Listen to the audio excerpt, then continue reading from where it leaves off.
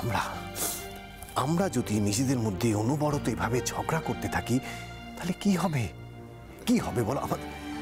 আমাদের হিয়া ওকে একটা সুস্থ সুন্দর জীবন পাবে? পাবে? পাবে না তো? কেন তুমি বুঝতে পারছো না? হিয়া, ফর গডস সেক একটু বোঝার চেষ্টা করো, একটু বোঝার চেষ্টা করো প্লিজ। মিস্টার ব্যানার্জি, কি হচ্ছে এটাকে? ছাড়ুন, ছাড়ুন আমাকে। কেউ চলে আসবে। ছাড়ুন মিস্টার ব্যানার্জি, ছাড়ুন আমাকে। তোরা আবার ঝগড়া করছিস তো? ভাই মা পিটতেও শুরু করে দিলি? হায় রে, তোদের নিয়ে আমি কি করি? এই ঝগড়া চাড্ডি মারামারি আমার ভাল লাগে না। স্বামীর চিতা কত ভালোবেসে থাকবি তা না। হয়েছে হিয়া, অনেক পাকা পাকা কথা হয়েছে। এখন চলো, খেয়ে ঘুমোবে চলো। উফ, যাচ্ছি রে বাবা, যাচ্ছি।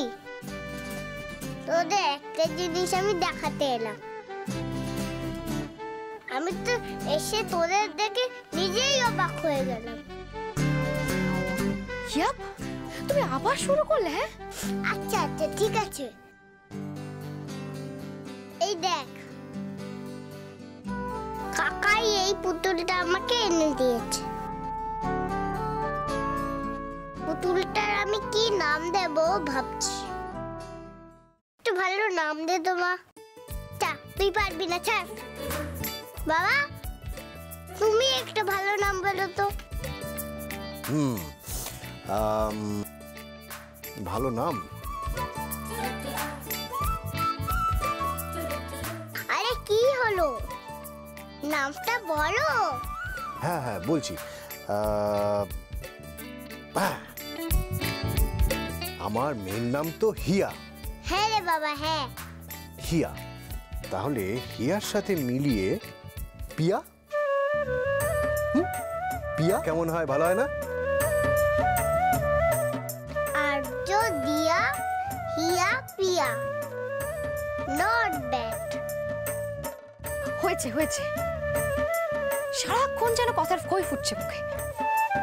আচ্ছা হিয়া, এখানে আসার পর তো তোমার পড়াশোনার কোনো লক্ষণ দেখতে পাচ্ছি না। হ্যাঁ, তুই কি পাগল মা? পড়াশোনা করবো কি করে? আমি তো এখন এখানে, আমি তো আর স্কুলেই যাচ্ছি না।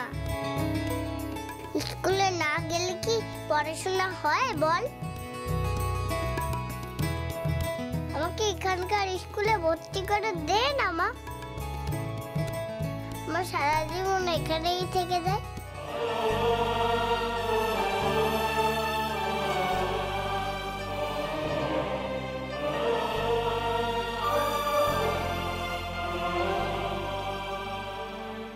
শুধু আমি না, ছোট্ট হিয়াও বারবার শুধু এখানেই থাকতে চাইছে। দিয়া,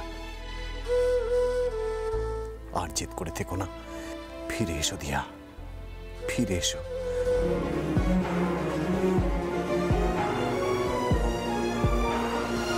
माना कि तेरी मौजूदगी से ये जिंदगानी महरूम है, जीने का कोई दूजा तरीका ना मेरे दिल को मालूम है।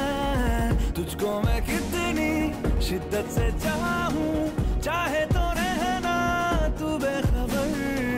मोहताज मंजिल का तो नहीं है ये एक तरफा मेरा सफर। सफर खूबसूरत है मंजिल से भी, मेरी हर कमी को है तू लाज़मी। একটা সময়ের পর সন্তানই তো মা বাবার সম্পর্কের যোগসূত্র হয়ে ওঠে। আমি জানি হিয়াই একদিন আমাকে আর দিয়াকে আবার মিলিয়ে দেবে।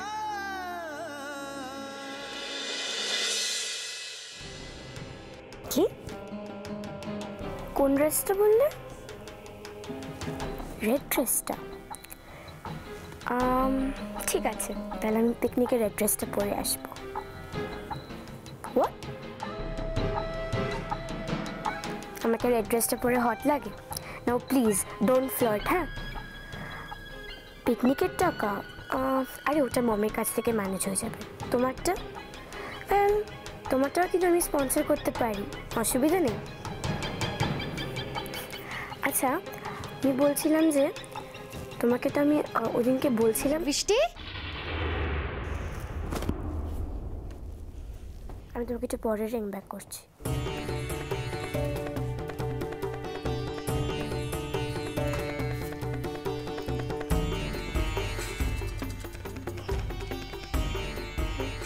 কি ব্যাপার, এখন আমার উপর রাগ করে আছো? হ্যাঁ মেঘ, কি ব্যাপার?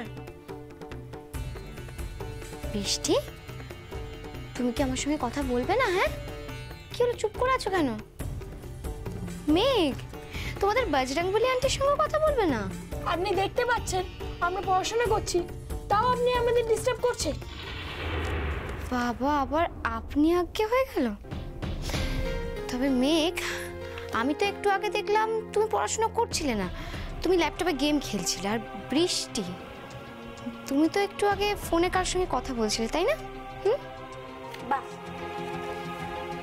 Very good. তাহলে এখন আপনি আমাদেরকে স্পাইং করা শুরু করে দিয়েছেন। তাই এবার যান, বাবার কাছে যান, গিয়ে কমপ্লেন করে আসুক। তারপর বাবা এসে আমাদেরকে মারধর করুক, বকুক। বৃষ্টি, বৃষ্টি তুমি এইভাবে কথা বলছো কেন? কি হয়েছে? হ্যাঁ, আর আমি কেন চাইবো যে তোমাদের কেউ মারধর করুক, বকুক? আমি তো সব সময় চাই যে আমার মেঘ বৃষ্টিকে নিয়ে লোকে গর্ব করুক, গর্ব। এক মিনিট, আমার মেঘ বৃষ্টি মানেটা কি? আমার মায়ের নাম নিহারিকা ব্যানার্জি। কিন্তু বৃষ্টি, এমন দিনও গেছে যে তোমার মমের থেকে আমাকে বেশি ভালোবাসতে তোমরা। সারাক্ষণ বজরংবলী আন্টিকে নিয়ে পড়ে থাকতে, আমি খাইয়ে না দিলে খেতে না, ঘুম না পাড়িয়ে দিলে ঘুমোতে না, সবসময় আমার কাছেই তোমাদের হোমওয়ার্ক করতে হবে। আজকে তোমরা এতটা বড় হয়ে গেলে। এরকম যদি কোনোদিনও ঘটেও থাকে সেটা আমরা জাস্ট ভুলে গেছি, আর এখন সেটা মনে করিও আর কোনো লাভ হবে না। মেঘ, মেঘ, তুমি তো তখন অনেক ছোট ছিলে, তোমার হয়তো মনে না থাকারই কথা। কিন্তু বৃষ্টি, বৃষ্টি তোমার তো সবটা মনে আছে, বলো? হ্যাঁ তোমার মনে আছে না সেই যে আমার বিয়ের দিন আমি খেলতে গিয়ে আমার পা মুচকে গেল, আমার পায়ে খুব লেগেছিল, আর তোমাদের ক্যাপ্টেন আর্য আমার পায়ে চুন হলুদ লাগিয়ে দিয়েছিল। আর তোমরা দুজন তখন কি করেছিলে বলো তো? একটা ওড়না নিয়ে আমাদের মুখের সামনে এইভাবে টেনে ধরেছিলে যাতে কেউ কারোর মুখ না দেখতে পারি। মনে আছে সেই সব কথা বাবা? হ্যাঁ। আচ্ছা আমি একটা জিনিস বুঝতে পারছি না, এসব কথা বলে লাভটা কি? What's the point? What's the point? বৃষ্টি, পয়েন্টটা এটাই যে তোমরা আমাকে অবহেলা করছো। আগে তো কত মিষ্টি মিষ্টি কথা বলতে, সারাক্ষণ বজরংবলী আন্টিকে নিয়ে পড়ে থাকতে। এই 5 বছর কোনো যোগাযোগ রাখিনি, তোমাদের কোনো খবর নিইনি, আমি তোমাদের না বলে চলে গেছি, সেই জন্য অভিমান করে আছো তাই না? খুব রাগ করে আছো আমার উপরে। কিন্তু মেঘ বৃষ্টি, তোমরা তো এতটাও বড় হওনি যে আমার চলে যাওয়ার আসল কারণটা তোমাদের বলতে পারি। আমি জানি যে এই 5 বছর তোমাদের সঙ্গে কোনো যোগাযোগ রাখিনি, আমি তোমাদের কোনো খবর নেওয়ার চেষ্টা করিনি, কিন্তু বিশ্বাস করো প্রত্যেকটা মুহূর্তে ভেবে গেছি যে আমার মেঘ বৃষ্টি কি করছে, ওরা কেমন আছে, ওরা ঠিকমতো খাওয়া দাওয়া করেছে তো, ওদের পড়াশোনা কেমন হচ্ছে, ওরা ক্লাসে ফার্স্ট হয়েছে, ওরা কতটা লম্বা হয়েছে, ওরা স্কুলের প্রজেক্ট ঠিকমতো করতে পারছে, একা একা সবটা করতে পারছে। সারাক্ষণ শুধু এই ভেবে গেছি। ইয়ার রিপোর্ট আসেনি, রিপোর্ট তো বিকেলবেলা দেবে। আমি আমি ভয় পাচ্ছিলাম, মানে আমার চিন্তা হচ্ছিল যে রিপোর্টে যদি কিছু। না না না না না, এইরকম ভাবে বললে আমার মেয়েটার অকল্যাণ হবে। না দিয়া, না না, আমাদের মেয়ের কোনো অকল্যাণ হবে না, দেখিনি তুমি, কোনো অকল্যাণ হবে না। আমাদের মেয়ে ঠিক সুস্থ হয়ে উঠবে, ঠিক ভালো হয়ে উঠবে, ঠিক ভালো হয়ে উঠবে। ভালো তোকে হতেই হবে, হিয়া ছাড়া যে আমার জীবনে আর কোনো অবলম্বন নেই।